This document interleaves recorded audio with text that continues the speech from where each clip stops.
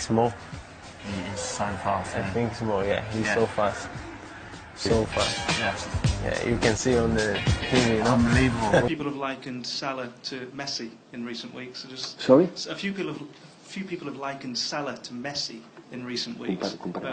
Mo Salah to Messi. I just want to know your thoughts on that. A lot of respect of Salah, a lot of respect. But like I respect a lot, I help him to tell him, so try to be avoid to be compared with the other guy, please. Take question in Spanish, please. Hola Pep, abans d'atacar el City històricament, com deia... صلاح لاعب سريع جدا يتحول بسرعة إلى الهجوم ونعرفه جيدا. في المباراة الأولى في ليفربول عانينا في الشوط الأول، لكننا سيطرنا على الثاني، ونعتقد أن هذا سيكون سيناريو المباراة المقبلة أمامهم كذلك.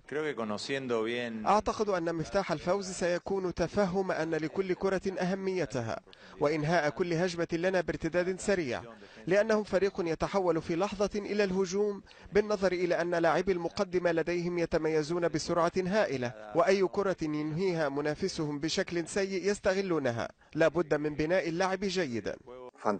فانتاستيك، رائع، لعيب ممتاز، لعيب عظيم، لعيب متواضع جدا، شخص متواضع، شخص مسؤول، يتحمل المسؤولية، مستعد انه ينفذ اي حاجة لمنتخب بلده. انا ما اقدرش اطلب حاجة زيادة من اللي هو بيقدمه لي. مرحبا بك مرة اخرى زيدان في ابو ظبي. محمد حامد. Le dan las gracias y la bienvenida a Zinedine Zidane, Emiratos Árabes Unidos.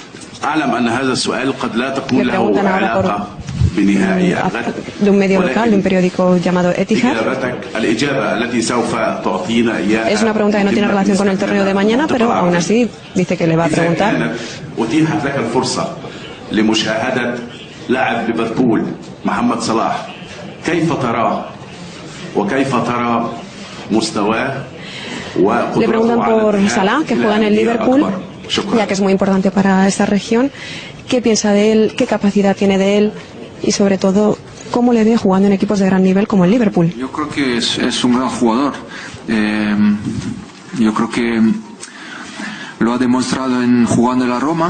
Ahora lo están demostrando con el Liverpool. Yo creo que es un jugador importante de este equipo. Y cada vez va creciendo y yo creo que todavía es joven y es uno que puede dar más al fútbol.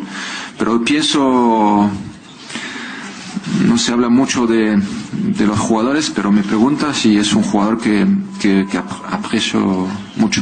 Joined that list at Chelsea of ones that got away, a bit like Kevin De Bruyne, isn't he? Yeah, he is, and it's difficult. I don't think there shouldn't be too much finger pointing. I was there with Salah. He was young. It was probably an early stage in his career. Didn't work for him. He went away and did well. De Bruyne had the same situation.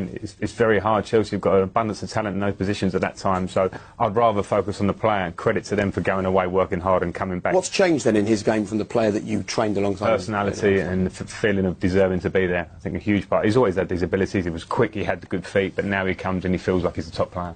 He's got a different body shape as well. He's got shoulders. He's more physical. When he was at Chelsea, he was a baby in terms of football terms. Now he's coming into the prime years of his career. He's got that confidence of doing well at Roma. He's in a good place, and he's come and started really well.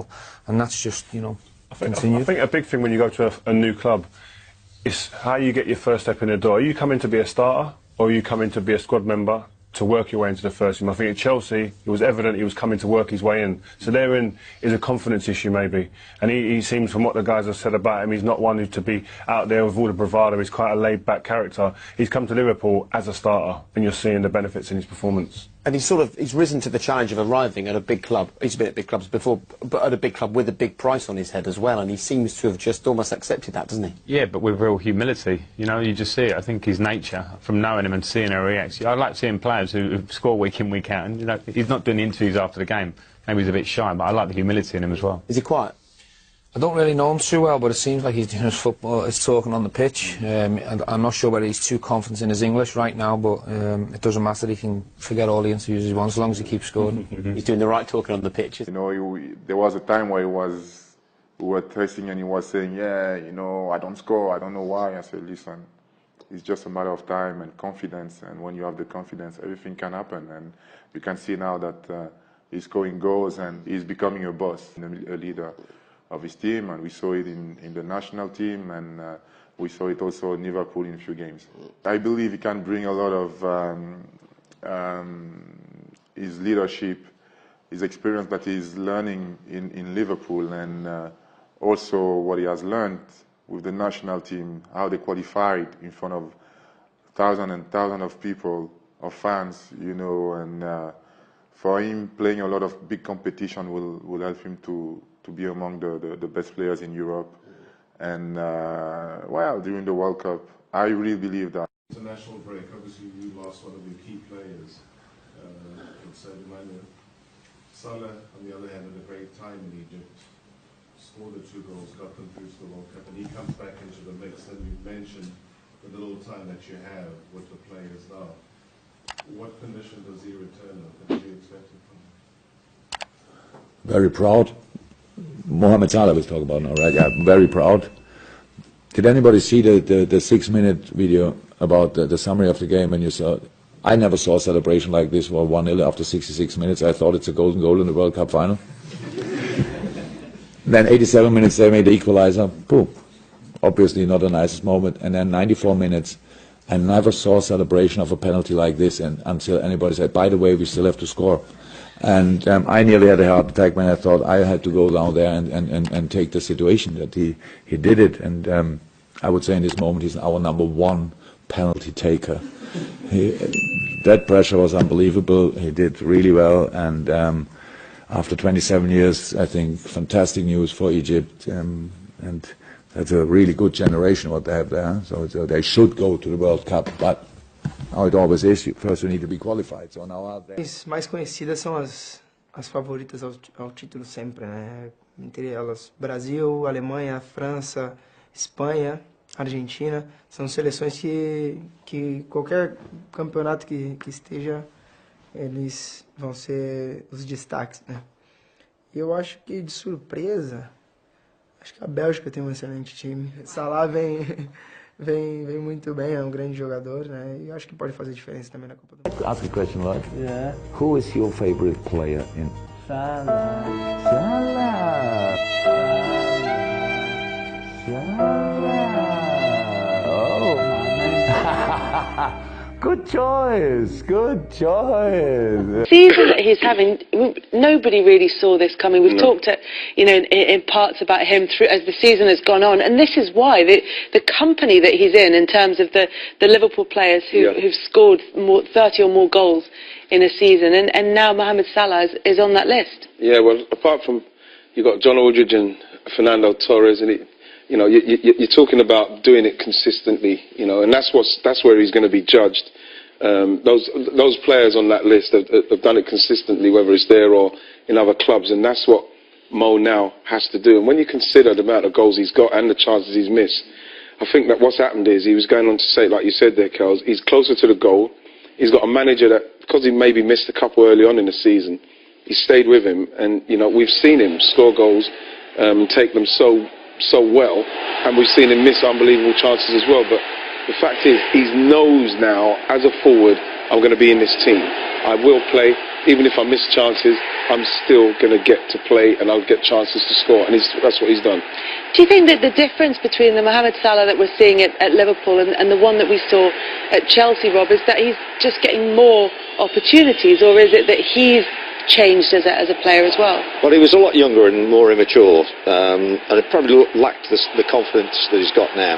He had lots of chances at Chelsea, and he missed a lot of chances at Chelsea. Didn't score with any real frequency, and that was his problem, because then he becomes a substitute all the time, and then he's got 15 minutes to make an impact, and maybe he gets 2 big chances and misses 2 big chances, so then you go, I'm not going to start with him. And I've got to say, I've got to hold my hands up here, because I was partly in the conversation that led to him being sold, because when I was talking with Jose, and he says, they won't give me any money for players, I've got to sell before I can buy in the transfer window. And I said, well, I can think of a couple you can get rid of. I said, Mo Salah and Andre Schürrle. Right, and the next thing, they're sold in the transfer window. And so every time he scores for Liverpool, my daughter's team, I sit there going, did I really say that? Oh, I wish he was still at Chelsea. So, but it's good for family relations.